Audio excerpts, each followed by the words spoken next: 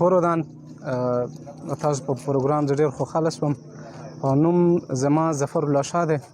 زه د بلوچستان د علاقې ډسټرک ارنای نه راغلی یم او زما هلته یو سکول دی الهدا ګرامر های سکول او دلته چې کوم موږ مطلب دی او کوم مطلب ته موږ راغلي یو هغه ما سره د 9th او د 10th کلاس سټوډنټس دي او دغو ته موږ ټور هر کال ورکوو آل اوور پاکستان او د ټور مین مقصد دا دی چې د الکان کوم سیزونه دغو په هیستري کې ویلي او هغه په پریکټیکل کې هم دا ووین لکه څنګه چې دلته په پېښور کې د رحمان بابا مقبره شوه او دغه رنګه لکه مینار پاکستان سو او دغه رنګه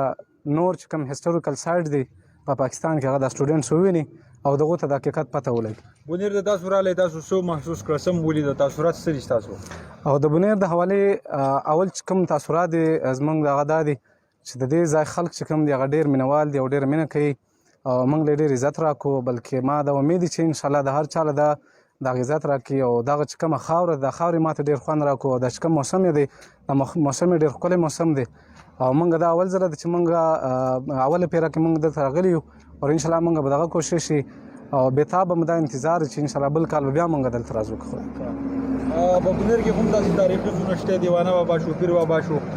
داسې نور سیاحتي مقامات دي هغې ته تللي یې او که نه؟ نو فی الحال خو موږ ته هر څه پته نه وه لیکن خان صاحب څه موږ پوښتنه مې وکړه تپوس مې ځینې وکړو او انشاءالله دا ورخه موږ کوم چې ټایم دغه ټایم له موږ سره کم دی نیکسټ بار به انشاءالله موږ راځو د بونیر کې چې کوم هیسټوریکل سایټس دي تاریخي مقامات دي انشاءالله هغه به موږ په تفصیل ګورو او انشاءالله موږ په خپل کتاب کې شایع کوو. تاسو دا خپرونه چې څوک ګوري نو هغې عوام ته څه پیغام ورکوئ د بلوچستان یا نور کوم پښتانه وروڼه چې تاسو ګوري په دې ټایم کې؟ موږ دا پیغام ورکوو چې تعلیم دې عام شي که هغه میل سیکټر دی که هغه فیمیل سیکټر دی خصوصا دلته چې کوم څیز موږ نوټ کړي دلته کمی مې نوټ کړه او زما په نظر کې هغه د مطلب د فیمیل سیکټر ایجوکیشن چې کوم دی هغه بالکل دلته 0 پوینټ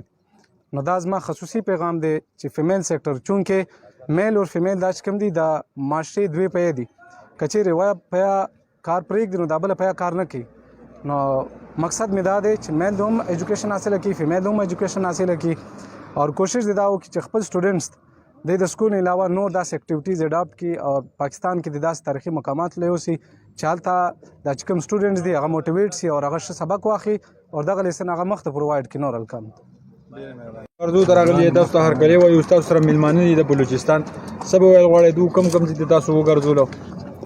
د دوی ویزټ خو د هغه ځای دوی شروع کړی دوی تقریبا سنننۍ څه شلمه 25مه ورځ ده دوی خو بېګاره کالام نه راغلي دي او بېګا سهار وختي دوی وایي چې 6 بجې به موږ ځو دوی موږ پاتې کړو موږ وایي چېرې دا درګه چې نه ده چغرزي دي ډېره ښکلې علاقه ده په پیر بابا د دیوانه بابا د څنګه چې تاسو ورته ووایي خو دوی سره ټایم نشته دوی وایي چې موږ ځو پېښور ته او هلته یونیورسټي ده پای کې څه کارونه دي هغه به کوو نو دغه دې ځای پورې تګ مونږ وکړو دغه ګرځېدل دوی څه لږ غونډګي شوي دي او نور خو ډېر ښه به دا خو په خپله ډېر میلمه دوست خلک دی د بلوچستان زه او د ناظم صاحب تلي وو او جمیلو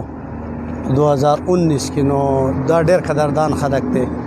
او د دوی د قدر زه نشم ویلی چې دوی دومره د انسان هغه چې هغه سپلی به هم تا ته دوی څه میله که او ډېر قدردان خلک دی او ډېر میلمه دوست خلک دی موږ بار بار دوی ته وایو چې بار بار دوی ویزټ یې کوي د بونیر نور د دوی ملګري دوی یو ګروپ راغی زه هغې نور ته ستاسو په شیشې په دغه باندې هغوی ته وایم چې هغوی هم ویزټ وکړي او راشي د بونیر او بونیر کې وګرځي. بسم الله الرحمن الرحیم. د ټول نه تاسو ته به د ځای ته په راتګ باندې ستاسو شکریا ادا کړو تاسو ټول ته سلام پیش کوو الله پاک دې تاسو ته د دې جزای خیر درکړي چې زموږ د مېلمنو ښکلا پرې جوړه کړه چونکې د بلوچستان په هوا چې کومه خبره ده نو دا سپټ پناه خبره نه ده ما د ملګری تریو جاوید خانم د تریو ته کې یو پروګرام لوبیا مونږ د دوی هغې مینې او محبت دی حتی اوس چې 15 ورځې خولته وکړي په میلمستیا په مهمان نوازۍ باندې په دوی باندې ختمه ده نو بیا دوی دلته راغلي نو موږ سره خیر بهرحال په ټلیفون باندې رابطه دوی ویزټ ډېر وکړو کشمیر ته تلي کشمیر نه بیا داسې دغه ته تلي دی کالام پورې